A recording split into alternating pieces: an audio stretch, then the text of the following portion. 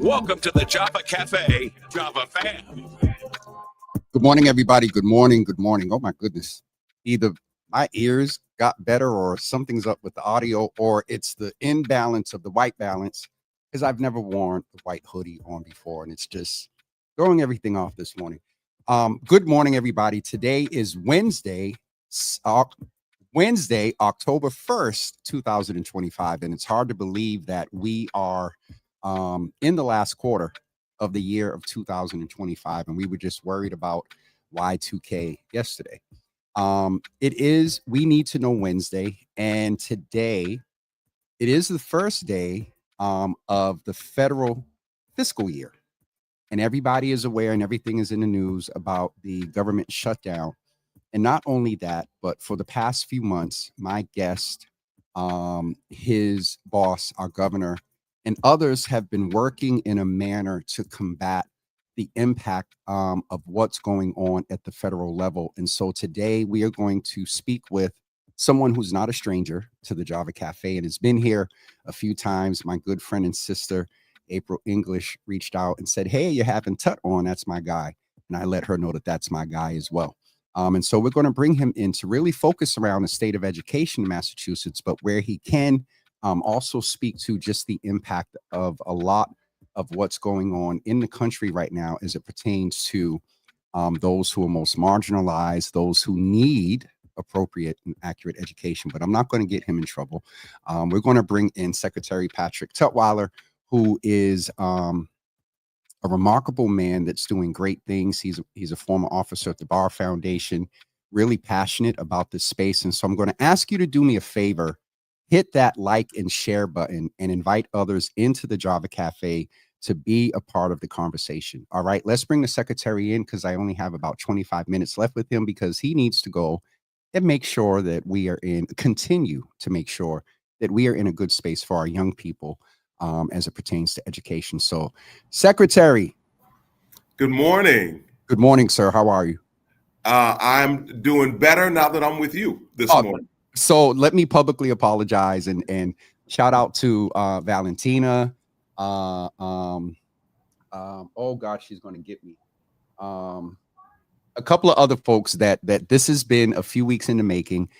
But I think timing is everything. And the fact that I have you here on the first day of the fiscal year in the context of what's going on in the country right now, I think it's most apropos, that we talk about the impact of things. But I mentioned a few minutes ago that you and the governor, this is your life. This is your job when you're in these type of positions. It's 24/7 with, I hope, some self-care. And we'll tap into that at the end.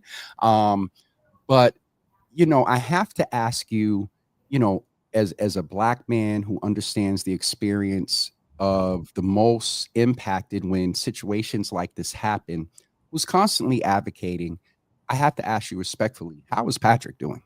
How are you doing as an individual without the title and everything? How are you doing?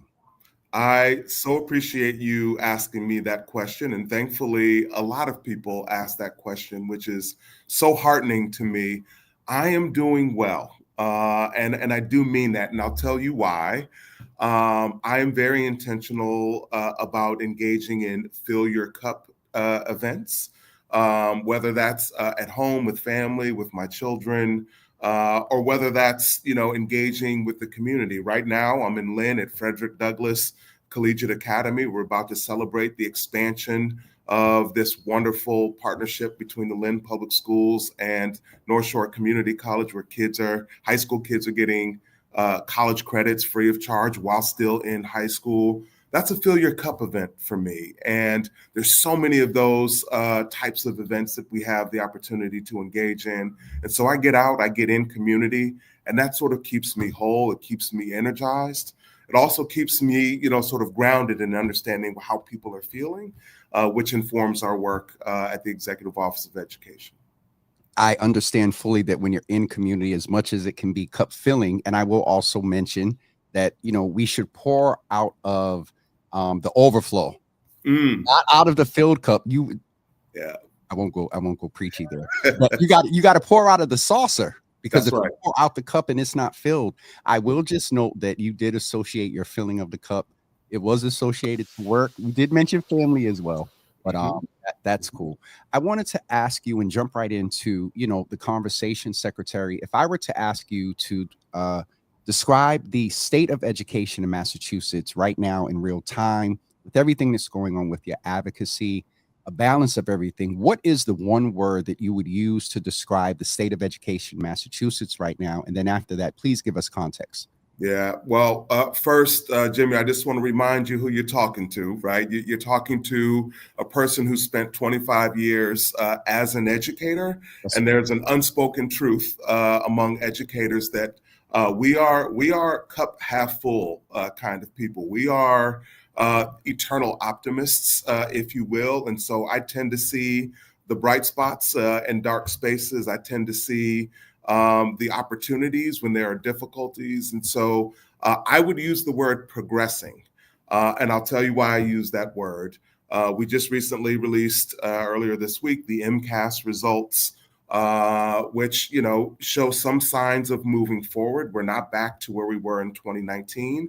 But as I said before, I spend a lot of time in community, in schools, with educators, with students and families. And I have supreme confidence in our ability to continue to progress, for students to sort of really strut their academic stuff. And so as I look at the landscape, whether it's early education and care, K-12 or higher ed, the word I would use is progressing. We are moving forward despite a lot of the challenges that we have before us.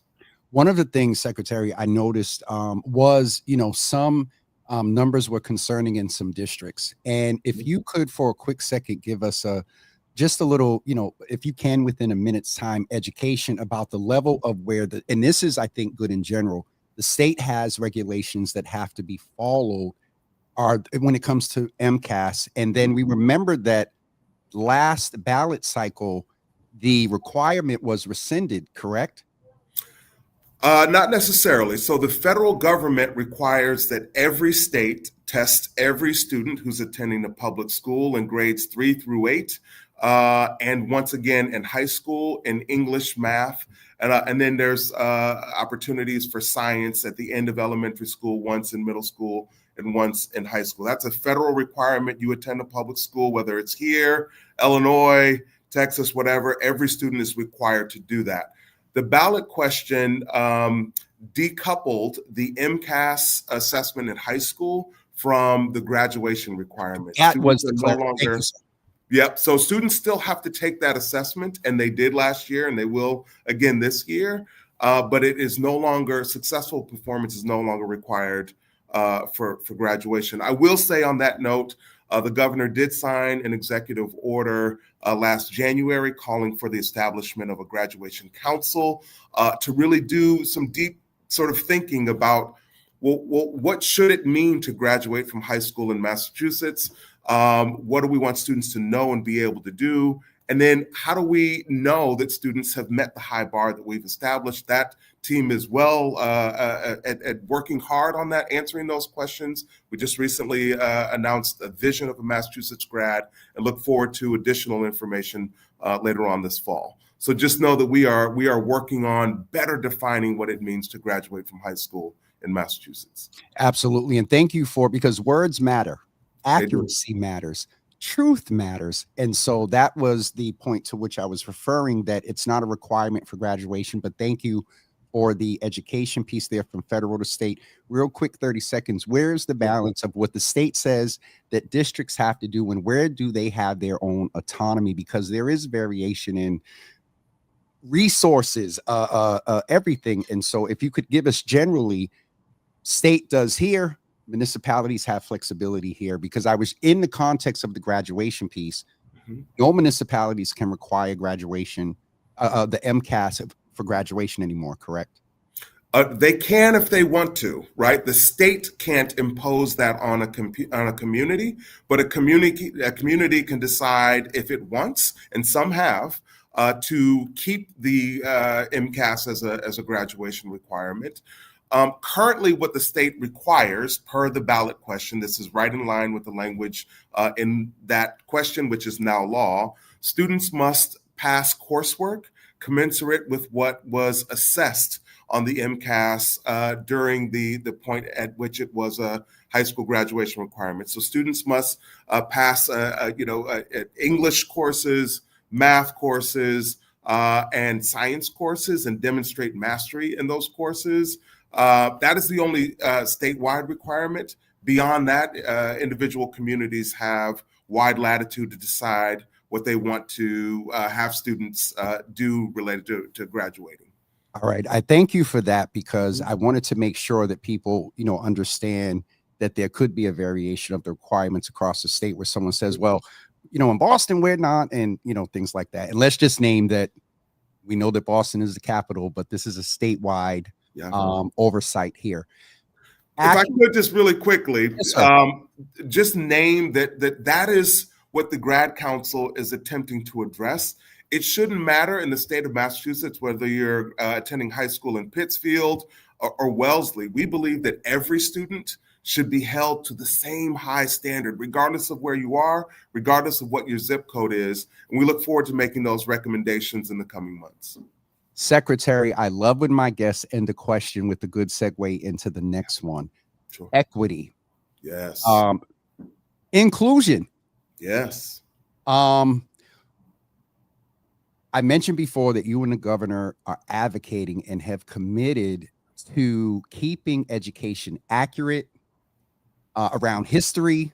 Yes. What's taught in that history. Can you just share with us how you and the governor, within the context of what you just said, state level and district through the advisory board, until she recommends and adopts those things, what are you two doing with your team and other cabinet members to ensure that all of our students across the entire state get the accurate information, full spectrum historical truth information? What are you two doing to ensure that that stays the case? Before you answer, I have to share with you, as you mentioned that you were in the classroom for 25 years. Yep.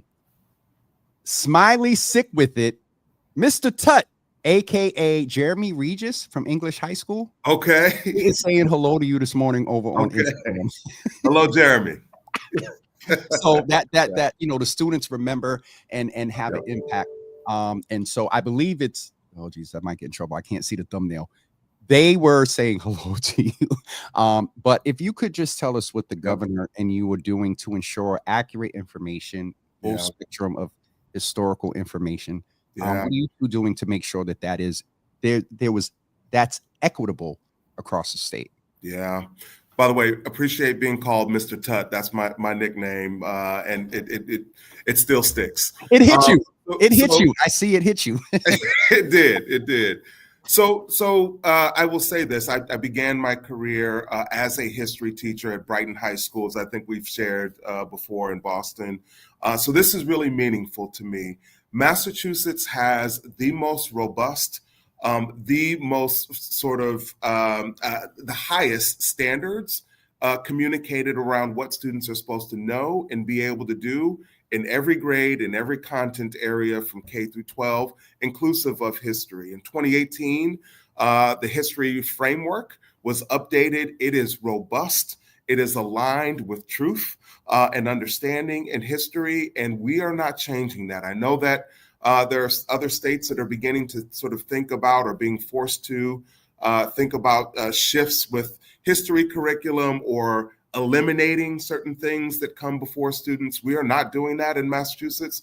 In fact, we are going deeper with making sure that students have access to robust opportunities to learn about themselves and others.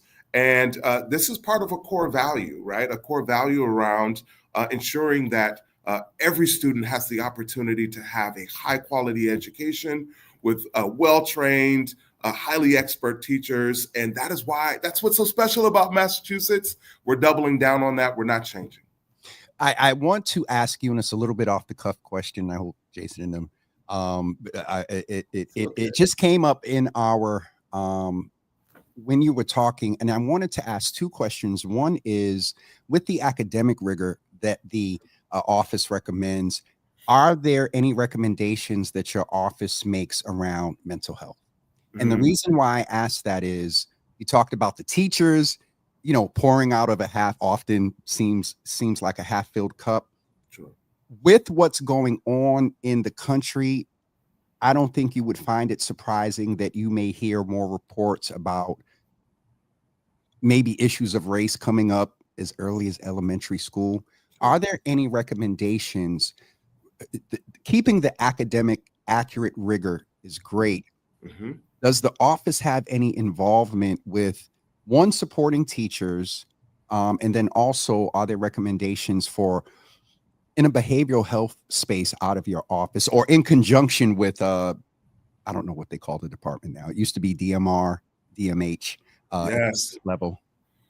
Yes. So glad that you raised that. I will say one of the important outgrowths of the pandemic was a deeper embracing of the centrality of mental health in the education space. Say that again, please. The what? What did I just say? You said centrality. I said yes, centrality. Embracing the centrality of mental health in the education space. Historically, when I started, many years ago, teaching was just about teaching. Schools were just about teaching, and not necessarily about tending to the needs of the whole child. I think the pandemic really taught us the importance of tending to the needs of the whole child first, attending to the hierarchy of need first before we begin to think about curriculum and instruction. And thankfully, I work for the education governor who understands and embraces this as well, which is why last year there was 2 years ago, there was a proposal in the Healey-Driscoll budget to establish a framework for mental health from birth through higher education. This is bringing together the worlds of mental health, behavioral health, and education to think about how do we define the issues, right? How are we, what does the research tell us about best practice? How can we support the proliferation of that in the school space? And then finally, what are the metrics? How are we understanding the progress of what we're doing? This is a collective effort between education, and several health and human service agencies, DPH, DMH, all at the table doing the work to figure this out. So I'm glad you asked that question, and I'm glad that I work for an administration that understands the importance of this, and we're moving the ball forward in that work. There is a sense of confidence here in Massachusetts around education. Shout out to brother Robbie Goldstein, DPH and whatnot, yes. Ensuring that we have. You can't speak for all the residents. Should the residents of Massachusetts have a sense of confidence in being, in a sense, protected from so much that's going on with threats of, defunding and trying to use, means to, it almost seems, and I'm talking a little bit of Patrick right now, to uneducate, or leave a generation without education. Yeah. Are we okay here? I have said very frequently over the past, 9 months that I feel very privileged and grateful to live in the state of Massachusetts, a state wherein we espouse a set of core values, and then we sort of act on them as well. If you look at the number of times where Governor Healey has spoken out against overreaches by the federal government, the number of times where Attorney General Campbell has sued the federal government successfully to push back on overreaches or unlawful, sort of taking of things and money or rights. So if there's a question as to whether or not this is a state that's going to stand up for the rights and well-being of people here, I think that question's been answered by the actions, the voice of leadership in this state over the past 9 or 10 months.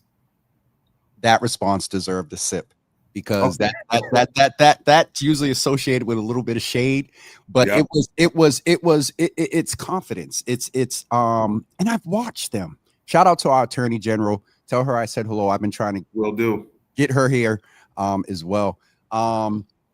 There is, I think, that sense of confidence mixed with real concern. So I think opportunities like this to speak with you, yes, I titled it The State of Education in Massachusetts, but the dialogue around what you and the governor are actively doing, it's weird to say combat.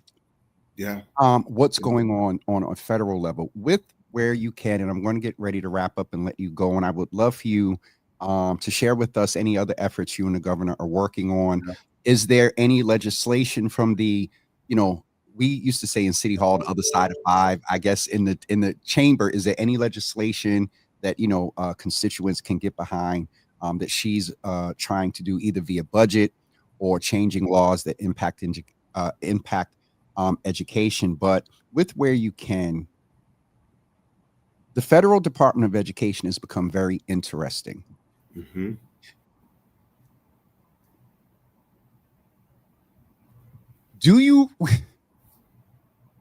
How long do you think it's going to take to recover? Well, I think that depends on the extent to which you allow it to impact what you're doing, which, I think we've got a very clear vision around education here. When Governor Healey started, she said, we are going to work on affordability, equity, and really extending the lead, right? Competitiveness. And that's what we're leaning into in every sector, in every secretariat. We are certainly doing so in education, whether it's in early education, it's adding 17,000 additional seats over the past 2 years, in K-12, permanently transforming early literacy instruction, in higher ed, increasing or removing, barriers to access free community college, affordable 4-year degrees available for Massachusetts residents. So we're staying the course. I think those that allow the federal department, United States Department of Ed, to push them in other directions will have a long road to recover. That's what I would say. I appreciate that. And our road is going to be very short to recover, because again, we have confidence in our governor and you as well. 2 last questions. One, is there, to continue what you said about the efforts that the governor is doing and coming in and hitting the ground around some aggressive things in education, next year is a ballot year. Is there anything that she's looking at now that the community needs to know about, that we need to get? There's some presumption that there may need to be, we want to believe that they'll be working together, but if not, or whatever, what do the people, if you, are aware and can share, what is it that the people and the voters can be prepared to support with the governor's further, your word, progression in education? Yeah. Well, I would say, just take a look at what has happened over the past 2.5 years, right? For the first time ever in Massachusetts, you've got free access to community college, right? For the first time ever in Massachusetts, there is a clear, concrete plan to make childcare affordable and to expand opportunities for it. For the first time ever, there is a goal to get to universal pre-K in Massachusetts. For the first time ever, there's an espoused plan to transform early literacy, which we know has been a decades plus old issue in Massachusetts. And so, I don't look like it anymore, but I used to play basketball back in the day in college and in high school. I was pretty good. I still don't let the kids beat me. But my coach used to say that the proof is in the pudding, and I would say the proof is in the pudding, right? And so if those are things that you support and get behind and can feel happening, then I would say to you that there's going to be more of that as we continue forward. Okay, no specifics yet around what a bill or whatever. We'll wait because I know the AG is in process of certifying all the ballot questions, so I won't press you too much on that. But we're ready, and when it's time for you, and I usually speak with her around the holidays, so we'll check in with her in December. But when it's time, please come back and let us know what it is that we can do, because it is a ballot year, and I think in these times more than ever, being active in the electoral process generally in a nonpartisan manner, is important for us to exercise our right to vote. 100%. I would say it is extremely important, and I think people are learning that right now. If there's one other thing I would just add really quickly, if I may, very quickly. Please. If there's one challenge that I want to sort of come together around, it's attending school. We know that the pandemic had supreme impact in all communities, I would say urban communities in particular, and we're working on recovering from that pandemic. One area where, among others, we continue to see challenges around chronic absenteeism. It's going down, but we are still nowhere near close where we need to be. About 20% of Massachusetts students attending public schools are chronically absent. That means they miss 18 or more school days over the course of the year. We are not going to see the academic improvement that we want to see unless students are attending more regularly. So spotlighting that issue, working in partnership with your community schools and with your community partners to address it feels like one of the top issues that we want to work on. Last question, I promise. Sure. If you look at the numbers in the last 9 months, do you notice an increase in the level of absenteeism in the schools, partially based on fear? Our immigrant students, have you been able, or has anyone brought to your attention that, hey, Secretary, sometime around November and January, the numbers shot back up? You were making progress post-pandemic, and then is that something that is on your radar? It is a major blip on my radar, and something that I'm in regular communication with superintendents about. Some people tend to think that, oh, this is a challenge in the urban areas. Remember that we have newcomer students in many communities across the state. And I would say that anecdotally, I heard a lot about that, and I continue to, and we are concerned about that, which is why we've offered, in partnership with AG Campbell, guidance for school districts and for communities around that issue. And we're hopeful that students can find their way back to getting the wonderful education that they get in Massachusetts schools. Without fear. Without fear. Secretary, thank you so much for being with us today. And again, keep us abreast. Tell the governor I said hello, and I'll see her in about 2 months or so before the holidays. And again, anything that we can do to support the work that you all are doing, Jason, Valentina know how to get information to me as well. And so, do you want to say hi to April English? I said hi to her on the phone this morning. She's like, all right, you better do a good job. I'm like, I got it. April is just we love you, April, but we got to celebrate that wonderful queen that's holding up and supporting the two kings. Right on. She's amazing. Secretary, I know you're off-site going to celebrate the wonderful things going on there at the Frederick. So thank you for being with us this morning, and we will chat with you soon. Be well. Thank you, sir. You as well. Bye-bye. Ladies and gentlemen, I hope this morning you got something out of our time with the Secretary. People like him, Parmesan, Eiffel, and others, Brother Corey McCarthy at BPS. It's just amazing to know that we have these well-informed folks that have presumably a lot of shared life experience with us that informs their work. And so it is important that we support the work and also people like that are in those positions. We're going to get ready to wrap up.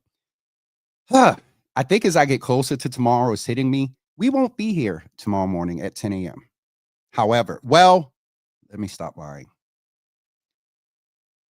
I don't know if I will be able, if I get out there early enough, I can do it.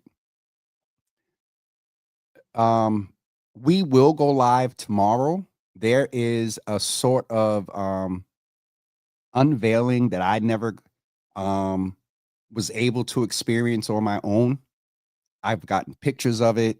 People have seen it, but I've never been there to see it with my own eyes. And so tomorrow at around 10 a.m., We'll go live more than likely from my phone on this page, but if I can rig a setup in a mobile manner, I might go live everywhere like we do with regular Java. But as for a show, we will not be here at 10 a.m. tomorrow. Just as a programming note, we will not have Java with Jimmy on first Thursdays from now until June. And probably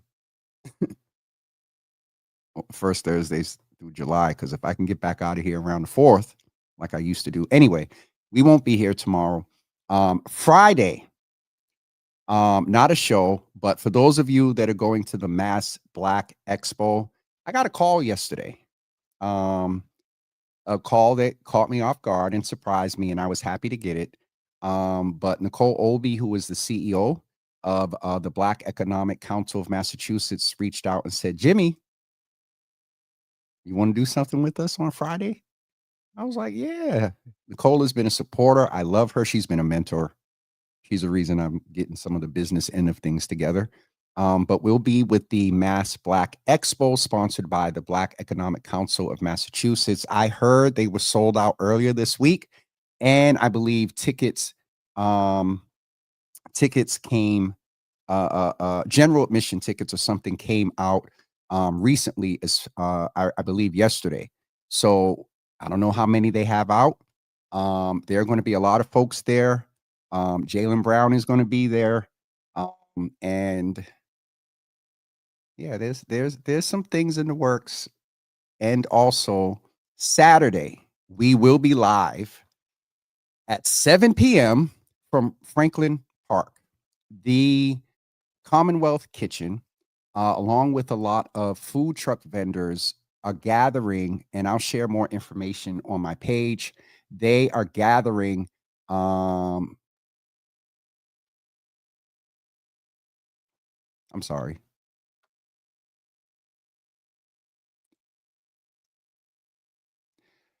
Tony, I love you.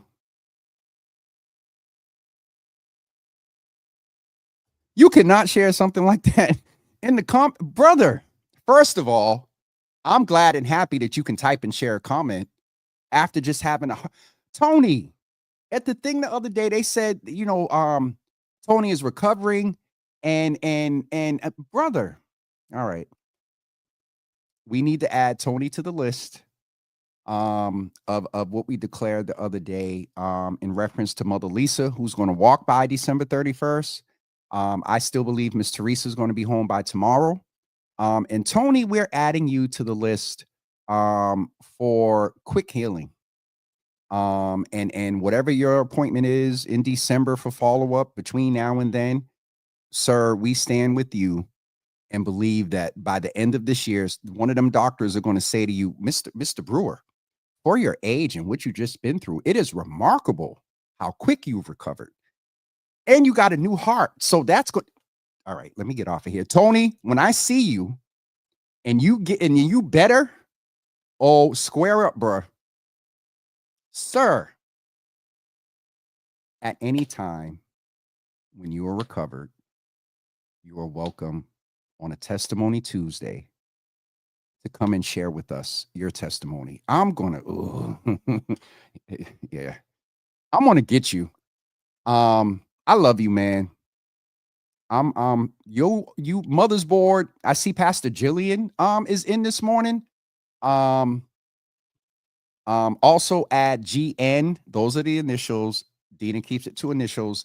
Add them to the prayer list as well.